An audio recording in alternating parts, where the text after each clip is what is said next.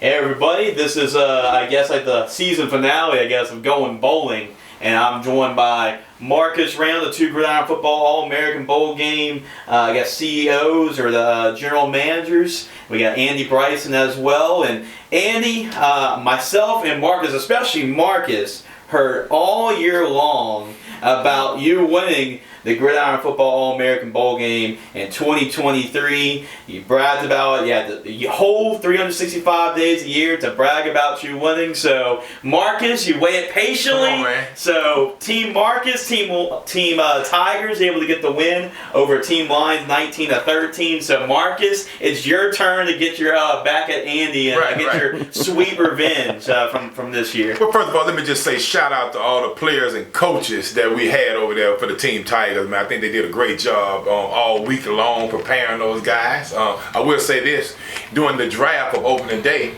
I know there was a lot of faces in the building that were, kind of looking at the Team Tigers like, man, we're not as big, man. Andy was pulling off some big draft picks in there, man. He had Big Mountain, and you 6, 7 guys coming through, across the board. But I think our skill guys took a great impact in the game.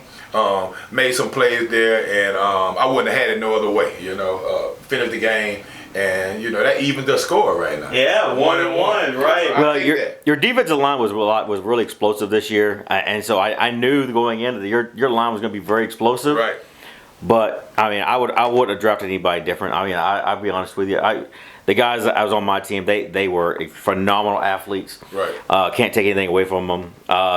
The Mountain Man guy, the kid that you're talking about from Arkansas, he was just phenomenal. I love that kid, man. We did actually, they did an interview with him. Yeah. In the hotel, 446. I think it got a whole bunch of views. But man, he did a great interview, and he talked well, and I could tell that the program very humble came young man. From. Yeah, very humble young guy, and I think the future is going to be very, very bright for that kid, along with all the other kids that that played in the game. I will say this: my guy from Escambia, Jones. He never stopped talking. Right. We were down. He still never stopped talking. Humble young man. I mean, all week long, great kid. Great. You would never think he's gonna be the loudest guy on the field, but man, when those lights came on. Yep. And man, he showed up. So, but I will say, man, it was a great game across the board. It was. It was even competition across from every position. Marcus, every year's been that way. Every year, the games are almost like that. Right. It comes down to the wire. Right. I was hoping. I know we had a little controversy at the very end. I was hoping for my own bluegrass miracle. We definitely did. I walked out and told the ref, "Hey, you're doing a great job, man. Don't let none of these coaches say anything different. Go ahead and call that penalty because I want this bluegrass miracle here." I heard a couple of people say, "Hold up, Andy must have told the ref try to keep it close." But no, but that was it. I mean, we almost had the replay of it because we did. The reversal of you. 3 seconds left. Already. And then James Lucas, whenever I saw him dump that water. And then the refs come and say, "Oh, the game's not over. It's gonna be 15 yards. We're gonna move them up and give them one more play." I was like, "Oh, hold on now. It's gonna be too crazy if it happened this way in reverse." But I know Coach PJ was pretty upset about it, and I know a boy Eric. He was upset about it. They pretty upset. But I had to go into the ref. Man, you're doing a great job. Because he did. I mean, to be honest, they did a great job throughout the game. They did all day long. I will say shout out to the Baton Rouge Referee Association. They came through and did a great job. And for all of the people that participated from the junior high game all the way to the high school game, man. We had 4 great games out there. It was just football. Let's talk about those three junior high games real quick. We just talked to Jordy Clogg about it, and he'll back this up. It shows the talent we have in this state. Because you have North Louisiana, Central Louisiana, South Louisiana, the 3 teams. Yep. And they played a round-robin type deal. Right. Each team went 1-1. Correct. You talk about it, there's a lot of talent. Jordy Clogg's kid was MVP was one of the MVPs for the South team, right. And then you look at the Central Louisiana, who actually won the tournament based off of points because they all went 1-1. So we went to the point spread. So Central Louisiana won it. You had the 2 kids from Gena, Louisiana. One of them was 6'5", 300 pounds. Right. Just turned 14 years old, or just turning 14 years old in a couple of days. Big kids. I mean, then you go look at the Sterlington kids for the North Louisiana team. Both those young men they're gonna be on. Projecting those guys to be starters next year for the high school. Well, they were starting this year for the high school team at 7th grade. Oh, So man. that's the thing is these kids were playing some of these 7th and 6th graders and 7th graders are playing varsity football or playing JV football already. Yeah. So man, that just tell you the talent pool that's in Louisiana, which we've all known that for years here Yep. now. But to actually see it, and I'm talking about from the first day of the opening ceremony. Yeah. I couldn't tell some of the junior high offensive and defensive linemen from the high school ones. I mean, they come out Signing these guys in. So on the first practice day, we was all kind of huddled up on the field, Mm-hmm. and once we dispersed them to their field, I grabbed the field. Like, whoa, man, you going the wrong way. And he was like, no, coach, this is my team. I'm like, man, you playing with the 8th grade? Oh, well, come on. It must be a mistake, but man, we got some talented guys, and I know that the future of Louisiana football is in great shape. Yeah, and it's been like that for the last several years. We had the quarterback from Karen Crow, who played last year as an 8th grader, who started this year as a freshman. Yep. We had the running back from Bossier City who played the game last year, started as a freshman. You have the receiver from Faraday, started as a freshman, Yep. and the list goes on. That was last year, the year before that. Braden Jean, Yeah. one of the guys that played in the game last year, that's on Stroma. He started as a freshman and made all district. Yeah, And he played the first 2 years. He played the 7th grade and 8th grade. We Yeah, got a chance to see a lot of guys over the last 3 years. Brajon Malong Right. who played 2 years ago. Two He's years all ago. Metro, all area, offense and defense. Offense and Dave defense. Ray is a running back, 1,000-yard rusher for North Iberville, and he Yeah. played in the bowl game. So man, you got guys that's and we're gonna be talking about a lot of these guys here next year that played in this year's bowl game. Yep. For their respective schools. So man, that game is growing just as fast as the high school game, and I look forward. I'm excited to see those guys come out because I know that the future's still bright for them. And Well, I think that game is. you see I think kids that junior high game is so valuable for the state of Louisiana, not just in the sense of football. Like we were talking about football, but you and I always say this. Football is just a tool. It's just an avenue we use here at Gridiron Football to help kids stay in school, help kids get to where they want to go in life. But in reality, what we're really doing is getting these guys excited. Correct. Getting these guys, turning these boys into men, teaching them, hey, look, here's another way. Here's something else in life. Here's another path you can take. Right. There's this other road. It's much easier. Yep. You don't have to go to practice. You don't have to do all this, but it goes a lot worse. Yep. This road over here, the work. If you put the work in, there's an opportunity over here. It's just at your fingertips. It's a great measuring stick. You look at around the entire state of That's what I was Louisiana, gonna say, yep. different types of areas, and you played that area. You played against your area. Correct. And now you say, hey, I wonder how do I stack myself against somebody from North Louisiana or somebody from South Louisiana. Right. You get to really see that in action in the junior high and gridiron football Correct. American game, and really for the seniors. I mean, the last couple of years, they were seniors that thought, man, seeing this talent, I don't think college football is for me. Right. And it's really a good awakening for them. It's to see it earlier rather than later. I mean, it's good that you recognize that now Right. than having to wait and figuring out that later. So and that's just what we do with the bowl game. We bring kids in, like you say, a lot of the high school guys get a chance to be in that college setting that they're going to see. They can get a taste of it now. Staying with other guys, being around them, away from home. All of the things that they're going to see when they go to the next level when they first get there. So they just get a fresh taste of it right then during the bowl week and get a chance to meet and make friends and build relationships You with see a lot guys of that. all over. Not just Louisiana when you start talking see a about lot. high school game, you talking about guys all over the South Coast region pretty much. One of the things I like about the bowl game, and it amazes me every year, the kids all show up day one. They all do the check-in, and then you just see them looking around for the first couple hours. Yeah. Just trying to measure everybody up. Figure out everything. And then you go. I walk in there. I always make sure before I tell Jason and Doug, don't turn the cameras on just yet. I want to talk to you. And I tell them, I tell all the guys, look, everybody here is all district. Everybody here is all state. Everybody here is all metro. You're all the best of the best. And you raise your hand if you got a 2.8 or better, and everybody raises their hand. Right. Everybody's academically qualified. Everybody's a player. And then it kind of starts seeking in. I start telling them, look, this is a college football game. This is a college level game. Every one of you have the ability to play college football.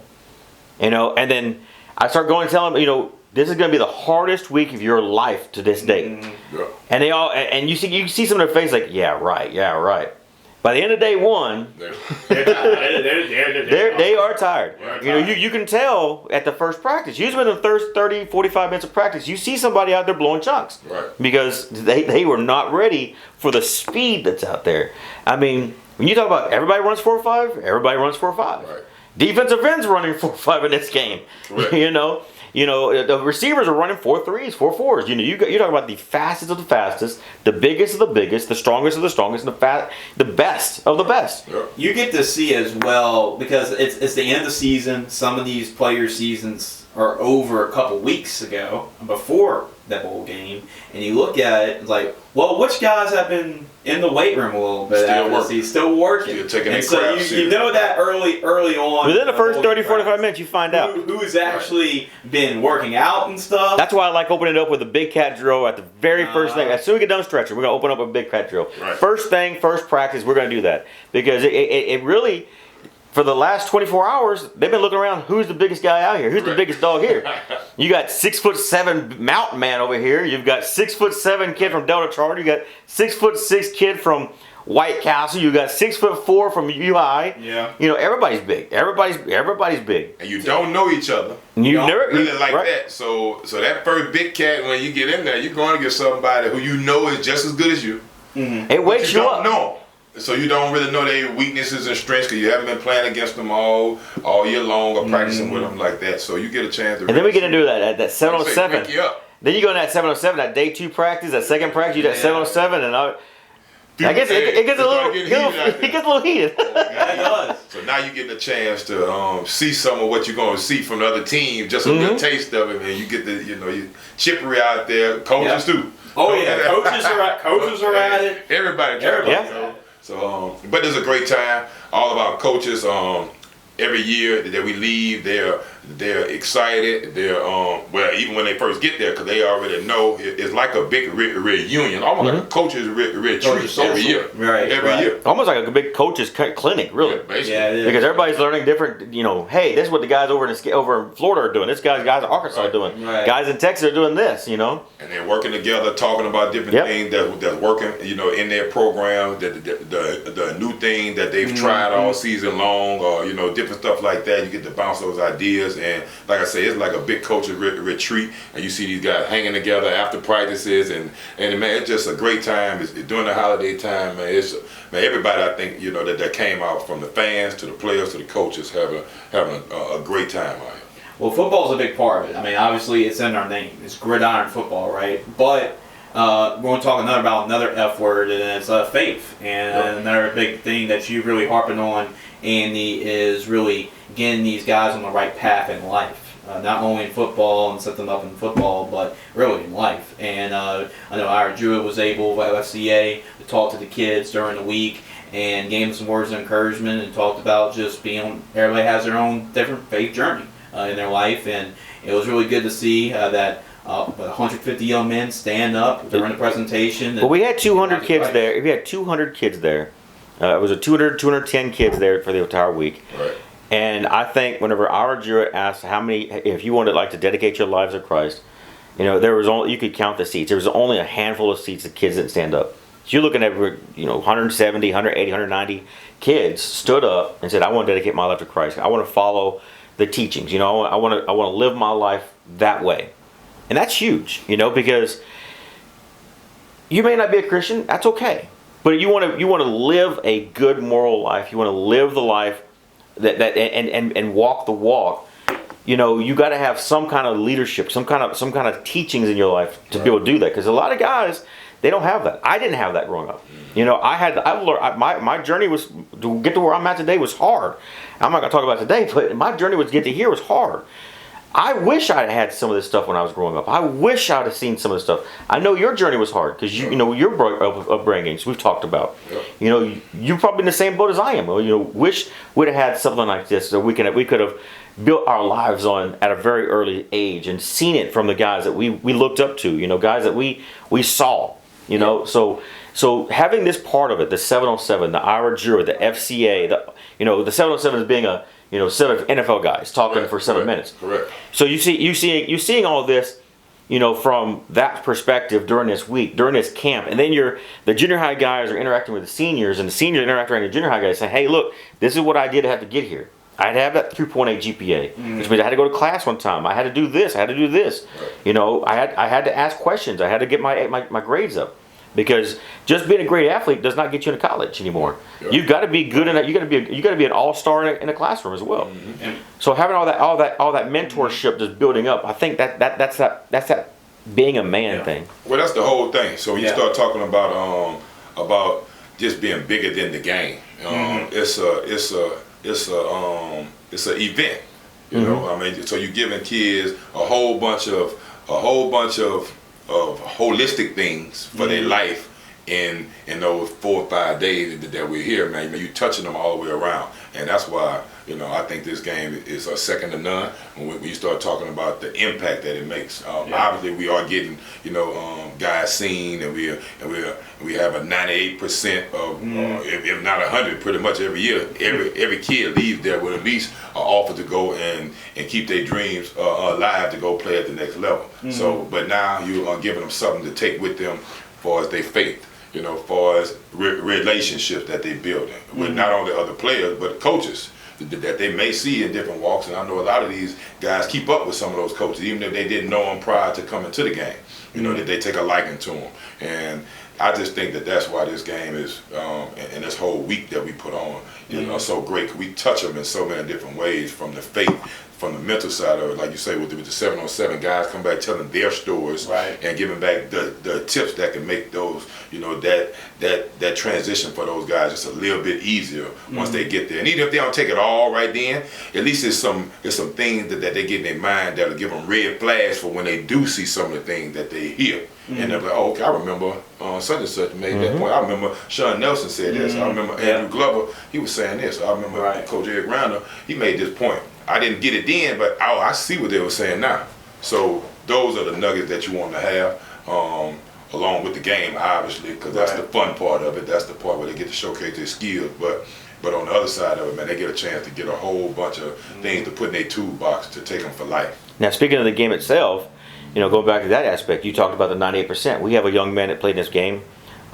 We came to every one of our camps. We called they announced called him Mr. Gridiron football. Right. He came to all of our camps. He played 30 minutes of high school football from freshman to senior year. 30 minutes of high school football. The kid, since his bowl game, has received multiple offers. Yes. He's got several more offers coming that I've already talked to coaches about. They saw his performance in this game, and it was second to none. Right. And so that's what this game. That's the other side of the game. You talk about the faith. You talk about the football. Well, the football side, the impact this game makes in some kids' lives, like his life has changed. He's going to be playing college football. Played 30 minutes of high school football. Yeah. Comes to this bowl game. He earns a spot through just by coming to our camps. Earns that spot, and then now he's going to play college football. And he played heads and shoulders. I mean, I've been here 3 years with you, Andy, covering the bowl game. And this has by far been the best, most impressive quarterback class of the bowl game since I've been here. And he was playing right up there with some of the best around. I mean, Dylan Compton is an all-state Class 3A Player of the Year. I mean, we talked about as well. I mean, Nino Freeman playing for a great program as Scambia. Keegan Abels from Texas was one of the state of Texas leading passers the last 2 years. Rita Ghazali was one of the leaders in New Orleans area in passing. So those are the type of guys he was playing with, and he was playing right with what those guys, when he got his chance to play, and he took advantage of the opportunity. Yeah, so I mean, this game is huge. And then you look at what it's doing for state of Louisiana. I mean, look at the state, what it's doing for just the state. You've got kids coming from Oklahoma, Arkansas, Mississippi, Texas, Tennessee, Alabama, Florida. Well, those kids coming also bringing moms, dads, grandmas, grandpas. Each mom has all their moms have a mom and dad, and all their dads have a mom and dad. They have brothers and sisters, and you're talking about the economic impact this is having just in the state. Right. So you're bringing all these folks into Gonzales, Louisiana, and Baton Rouge, Louisiana. That's having an impact in the state just with tax dollars. Correct. Because you're talking about hotels, food, Cabela's. I know a lot of people went to Cabela's. Oh yeah. I know everybody ate at Mike Anderson's or right walk-ons or you talk about the economic impact this is having in the state. Just bringing it in. It's not LSU. It's not the Saints, but it's one of the biggest games in the state. You're talking about 5,000 people there. I counted 5,000 tickets to Marcus. Yeah. 5,000 tickets this year. It's the biggest event we've had yet. Yep. And it grows every year. I mean, you're talking about, this is a college game.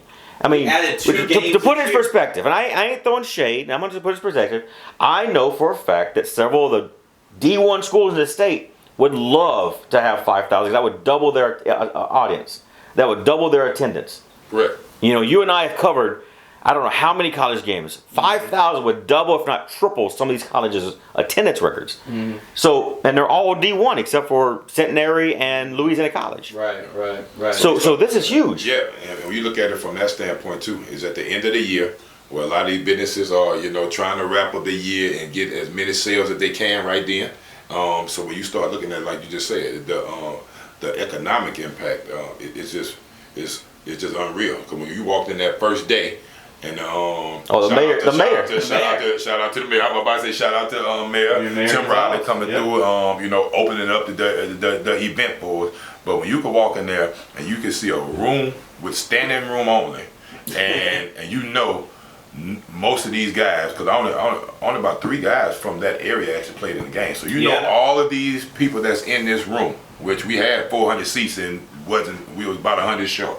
Because the wall was lined and then the hallway was lined. So we start talking about all the people that was in town, and that was just for the opening day. So we're not talking about all the people that came in for the actual game. The game itself. So you said talking about that, and you look at that; those are dollars that they would have never gotten in that place. And right. So you start looking at that part of it, man. We definitely impacting that city and being able to help them grow. Yeah, and building on that, Marcus, Lamar Dixon stepping up big this year. The partnership we're able to have Lamar Dixon not only for the Gridiron Football Bowl game, but for the events coming up in the 2025 year. I thought it was flawless with Lamar Dixon. Everything that we needed, they provided. I think it's a great opportunity. It could be a great partnership moving forward with Lamar Dixon Expo Center. Yeah, I mean, it's a good home for all of our events right now. And going forward, I mean, we have a 7-on-7 tournament coming up on February 1st or 2nd, going to be at Lamar Dixon. You and I think, the 3 of us have been inviting teams from Texas, Louisiana, Mississippi, Florida, to bring all these kids in. We're trying to have, our goal is to have 100 7-on-7 teams in Gonzales for the 1st and 2nd of February. I mean, you're talking only, with 20, 30 organizations showing up. So you're talking about a lot of kids. 100 teams is roughly 2,000 kids. Right. 2,000 kids, like I said, that's a mom and a dad, and each mom and dad has a mom and a dad. Right. Come watch your kids play. You're looking at least, at minimum, 4,000 people being in Gonzales for the 1st and 2nd of February. At minimum. Right. So you have 2,000 kids, you're looking at another 2,000 parents. Yeah. So at minimum, 4,000 people being in Gonzales, Louisiana that weekend. So you're looking at minimum 4,000. What's the maximum? 10, 15,000? Yep. So there it is. That's what Gridiron Football is doing. Before we talk about 2025, Andy, let's talk about the 4 MVPs, because we talked about the high success rate, right? Right. Guys to college, but this year we added a little something extra to the MVPs, or 4 MVPs this year. Ellis Stewart from your team was a state champion this year. 2 touchdowns in the game. 2 catches. Is Randy Moss impersonation there, and then also it was pretty cool to talk about James Lucas. Guy who's been involved with Gridiron Football a whole lot. How rewarding it was for DJ Jenkins, won the defensive MVP. Correct. As well. Guys been rewarded and been a part of our camps and all of that throughout his career. And then you look at your team as well. Al State quarterback Nino Freeman from Escambia coming in and won the offensive MVP. And then your guy, a guy that you looked at. I told you about. I told about Titus Harrell coming in. I did the PA for the senior game, and I probably called Titus Harrell on the tackle probably 10, 15 times throughout that game. So where's he going? Yeah. Do we know yet? He had no offers before the goal game. Yeah. That's crazy. Yeah. 6 foot 6. 6 foot 6. Yeah. About 225-pound defensive end. Rangy. 10-foot wingspan. Somebody better jump on him immediately. Well, I know we know Dawson's going to jump on him for sure. I think I already did. For sure. Like I said, I think Dawson's already got it. I think Ben has already got him at Louisiana College as well. I think one or both of them probably already offered him. Oh yeah. But yeah, those 4 guys. This is the first year we've done this, but we're going to offer a $250 scholarship to each one of those guys. Okay. I'm going to be sending the certificates to the schools here the next week or two, so the principals, and that way they can go ahead and give it to an award ceremony, but each one of those guys have won a $250 scholarship to the college of their choice this year. It's the first time we've done it, so we're going to start small and work our way up. I like that. Gives them an extra incentive to go out there and ball out. And well, that's the world we in right now. Yeah, right. I mean, that's the world we in. We in the NIL world, Yeah. man. And these guys can definitely get paid. I know back in the past we were reluctant that we couldn't do certain things because it might have made them ineligible for college. But right now, man, we don't know what the rules are. Well, yeah, you're right. Well, I mean, that's kind of what we want to do. We want to give back to the kids, but we also want to give back to communities. Today, I wrote a check to Liberty Magnet High School band.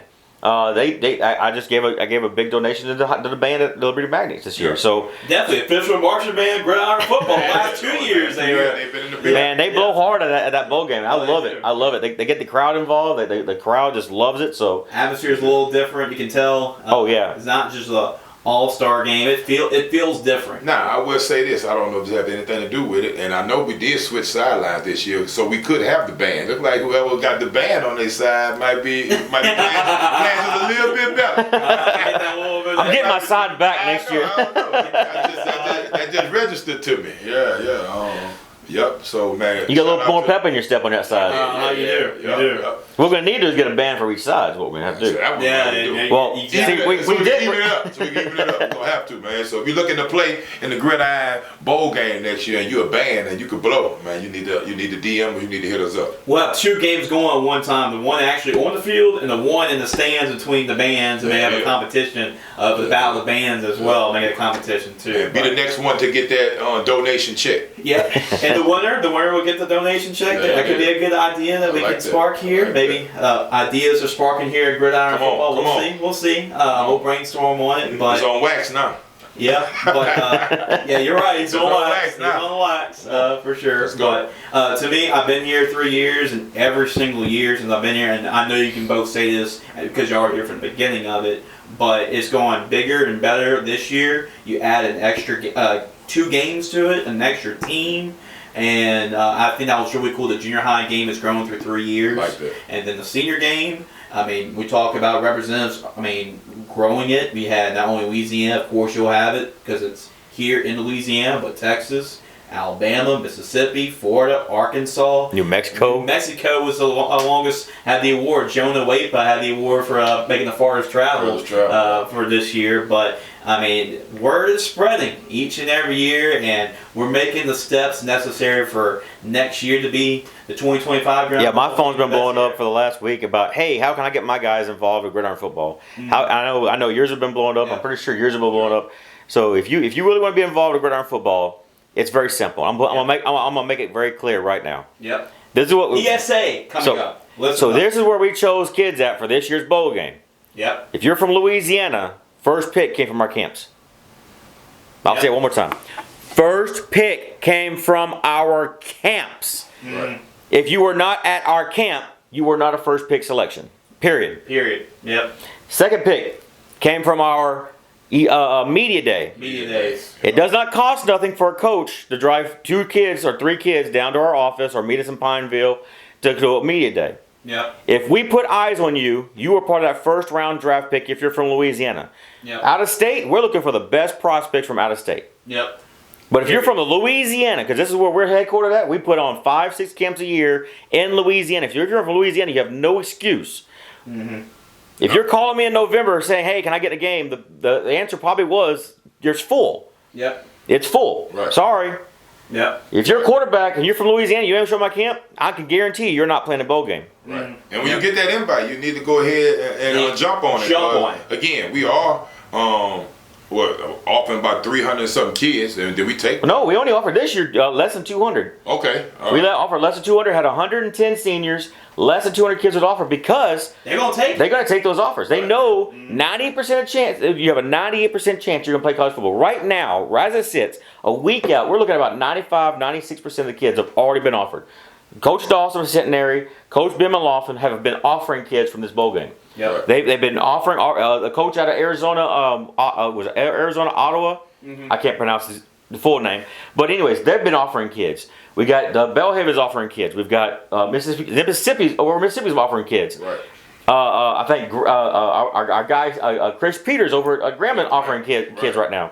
So if you play this game, you have a very high percentage chance of playing because you're playing against the best. Right. And if you play this game, the college coaches know, hey, we already know that their grades check out. It must be playing at a high level because, like you say, I mean, and I don't know if this year's game was more, but I mean, from looking at the roster, look like we had more guys that was already committed to going to college. So you playing against we have guys committed to that's already been evaluated by D1 colleges. Right, we had guys committed to Mississippi State, Correct. LSU, Northwestern, Northwestern, Nichols.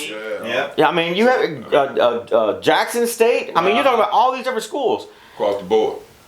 You're kind of silly if you want to play this game. So those that you got 4-star prospects want to play in this game right now. And then and all these colleges that we deal with, they understand that the ones that we've been sending in the past have been dues. So they know when they come back, they know we did our due diligence to check and make sure that these guys are college worthy. Y'all did give me our number 1 overall pick. So Rajon called a touchdown pass in the bowl game. Chad Elsey ended up being the leading rusher throughout the game for both teams. So it looks like y'all hit on number 1. Both of our division. Where's Chad going? He's got D1 offers. He's another D1 caliber running back. He's got Southeastern. He's got Nichols. He's got South Alabama. Those guys ran the ball well, but I mean he ran it. He ran like a man. He didn't get in the end zone. That's the only that probably. The only thing that probably stopped him from getting MVP.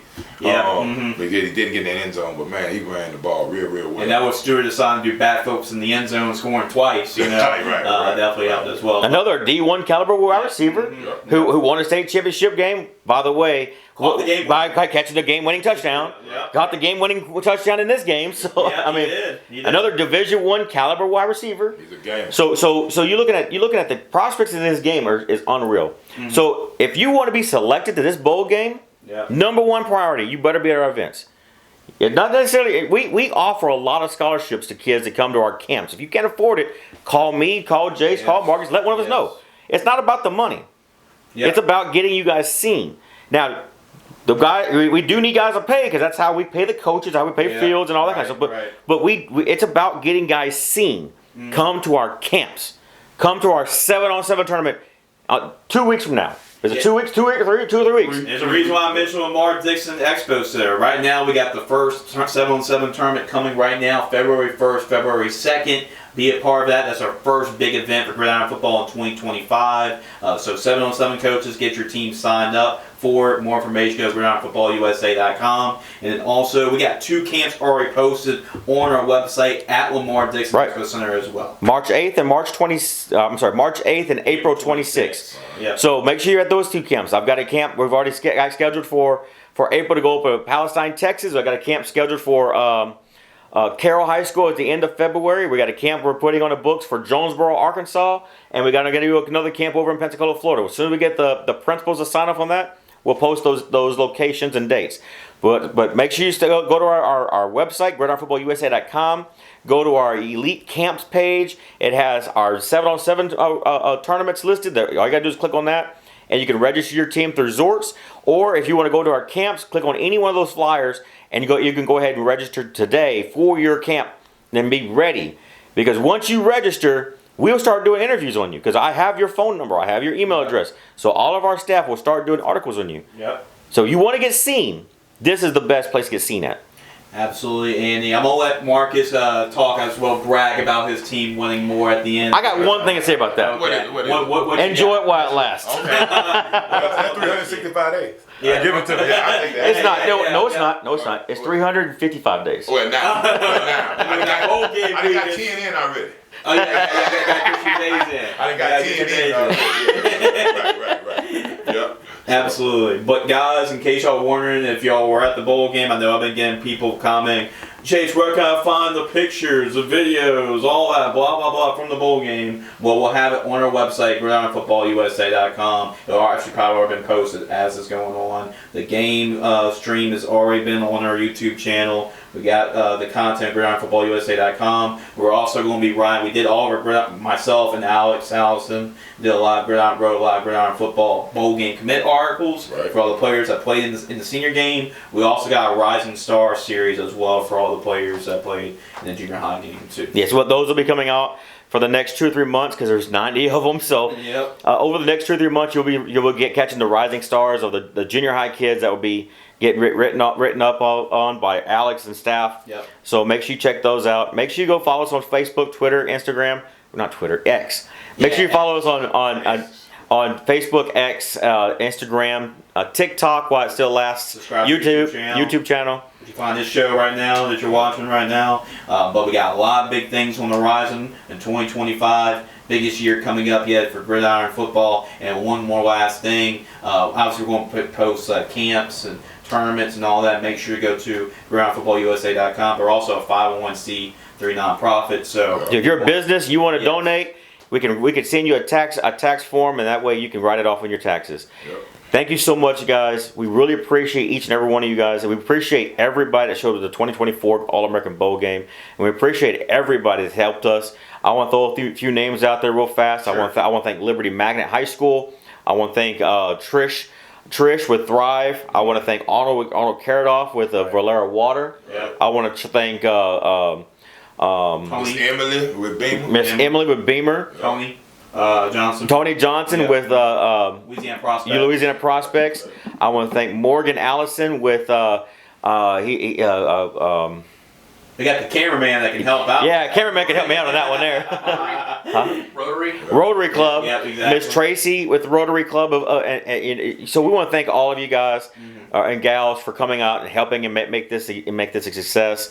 We want to thank all of last year's interns. We want to thank Dr. Jacobson with LSU. Yep. She sends us a large number of interns every year from the sport management department. So we want to thank you, Dr. Jacobson, and Marcus. I want to thank you. I can't thank you enough for all you do, and everything. I know Doug is going to be posting a video from our opening ceremony. Yeah. A lot of coaches say it was the best speech I ever gave. Come on, man. Yeah. And so Marcus here received the Presidential Medal of Volunteer Service, along with C.J. Maiden, James Taylor, and Richard Abear. Yeah. So those 4 guys have done a lot of work over the last 10 years, helping make this a huge success. So I couldn't thank you guys enough. Man, and so appreciate that. Yeah, my family was glad to be there. My sister was in town from Michigan, so she got a chance to be there. There you go. To see it, and that was a great honor. And like I said, coming straight from the president, I don't think nothing could get bigger than that one. You're right. States, man. So I appreciate that. And like I say, man, it's a lot more work to be done, but it's good to be recognized for the work that's already been done. Right. So thank you guys. Thanks everybody. And then I also want to thank everybody that's gone through and given us a 5-star rating on Facebook, on Google. Yep. We're still a 5-star out of 5-star. Luckily, nobody's gotten mad at me and given me a 4-star yet. So it's still a 5-star out of 5-star on Google. So if you're mad at me, I'm sorry, but yeah, thank you so much for making us a 5-star company. I'm Manny Bryson, CEO of Gridiron Football. Thank you guys.